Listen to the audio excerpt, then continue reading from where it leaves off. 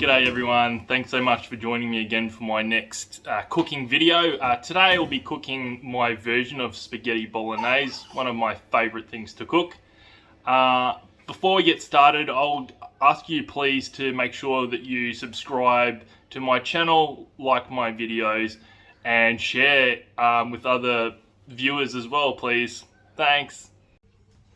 So this meal usually takes about 40 minutes to prepare for me, including preparation and cooking process. I'm going to take you through the ingredients for my dish now. So to start with, we've got extra virgin olive oil there. I've got 500 grams of beef mince.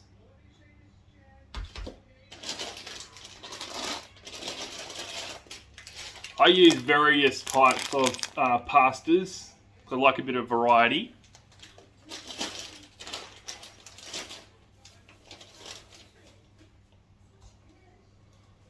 One onion chopped.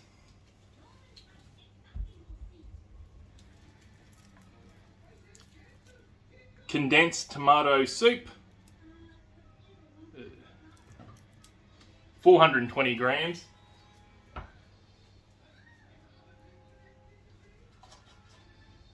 Some chives that I picked from my garden that I will chop up.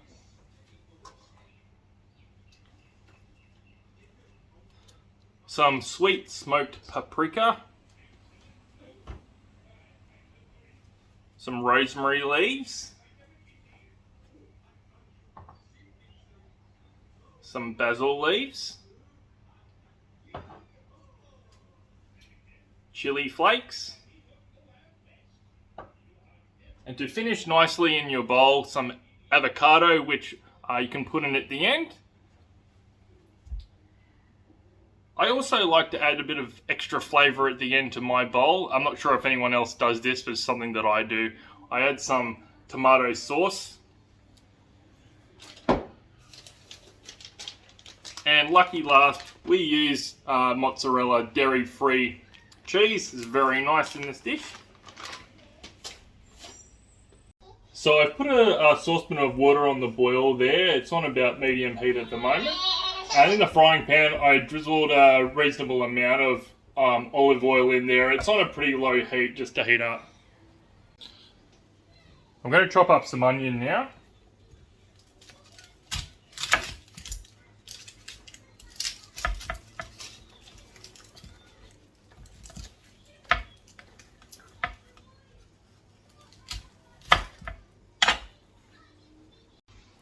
So the oil in the frying pan is starting to bubble away there, so I'm going to put this chopped up onion into the frying pan to start with.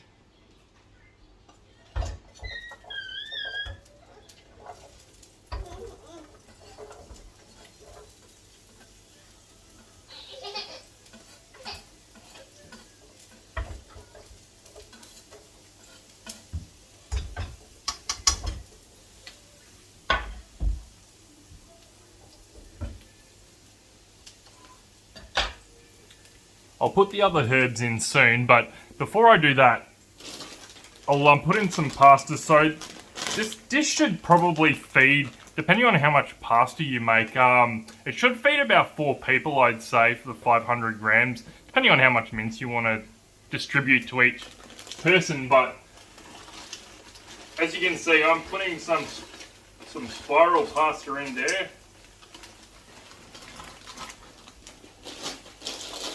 I'll also put in some dinosaur pasta, so it's particularly for my daughter.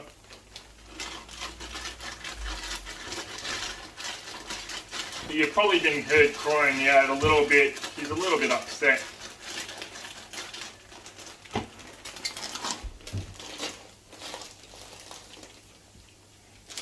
And lucky last, I'll put in some fettuccine, which I'll break in half so it cooks a bit easier, more easily. See, in half like that. Just put them in the saucepan without dropping them all over the stove top like I just did.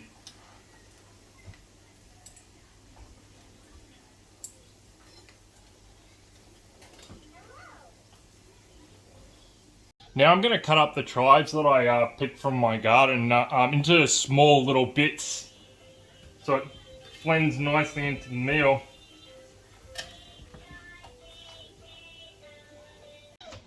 So I finished chopping up the chives. I'm going to put them in the frying pan with the onion now.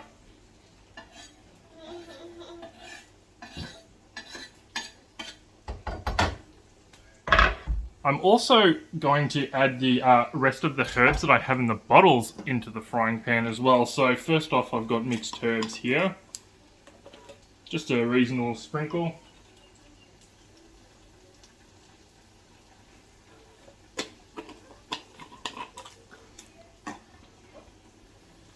Next, I'll put in some rosemary leaves. Just a good sprinkle.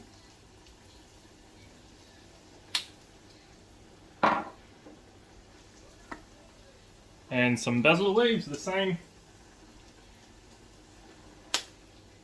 I put just a tiny little bit of chili flakes in it. I add more to my own bowl at the end. And last of the herbs to add in today is the smoked paprika. Hopefully I don't spill it everywhere. The container's pretty much full. So just a good sprinkle. That amount.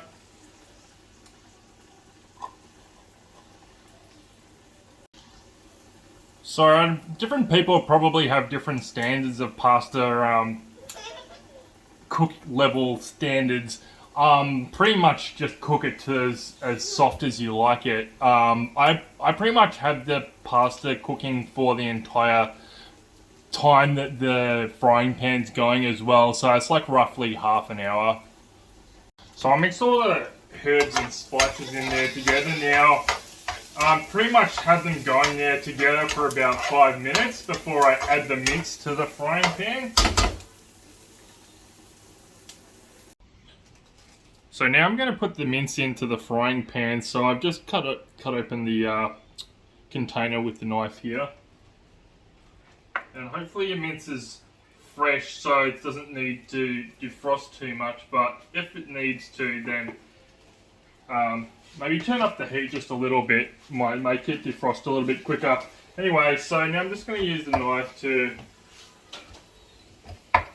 break up the mince. So you want to have it into nice small portions, little small sections, and it cooks quicker that way as well. Also, with the pasta, you might need to put some more water into the frying pan. As you can see, it's not a massive, sorry, that saucepan, so it doesn't boil dry during the cooking process of the pasta. So hopefully you can see there I've made the portions of mince much smaller. I'm going to keep stirring it around over the next sort of like 10 minutes while the mince cooks with the onion and herbs.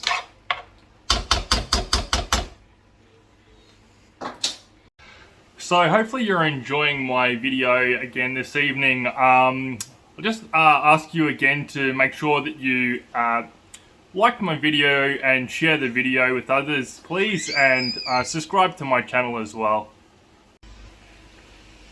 So hopefully you can see the mince is turning a bit browner now. I keep stirring it in, making sure it's cooking through nicely. I put a little bit more water into the saucepan as well, so the pasta keeps cooking. So as you can see, the mince is pretty much fully brown now, which is good. It's ready to add in the next parts of the recipe. So there was actually one of the other ingredients I forgot to mention earlier, and that's sugar. You don't have to put this into this recipe if you don't want to, but I usually put about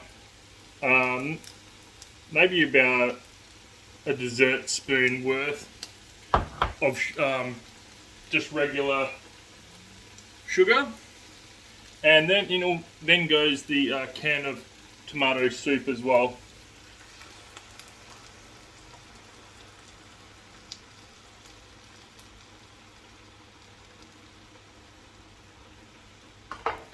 So I then give that a good mix. It can just cook from here. That's all of the ingredients to go in during the cooking process. Sorry, I'm just juggling my daughter right now. Not literally juggling her, I'm just trying to cook the rest of this whilst holding her. She's been a bit upset, so just try and get this mixed in as best I can while holding her. The little darling.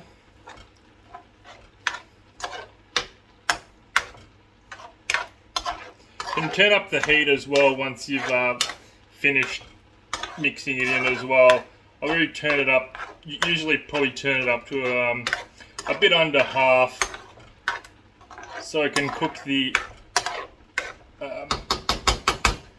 soup into it.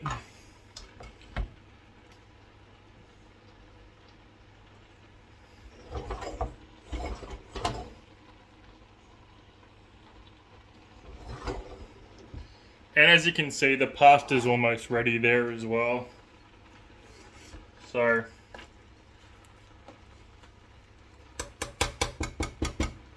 as I said, the pasta can take almost as long to cook as the mince, but I might turn the pasta heat down a bit more.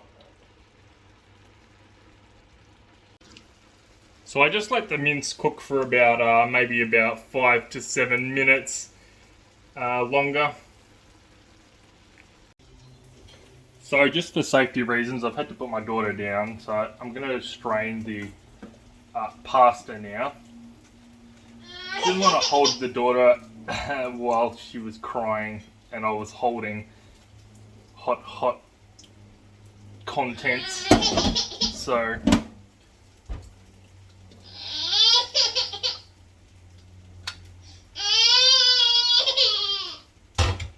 excuse the crying.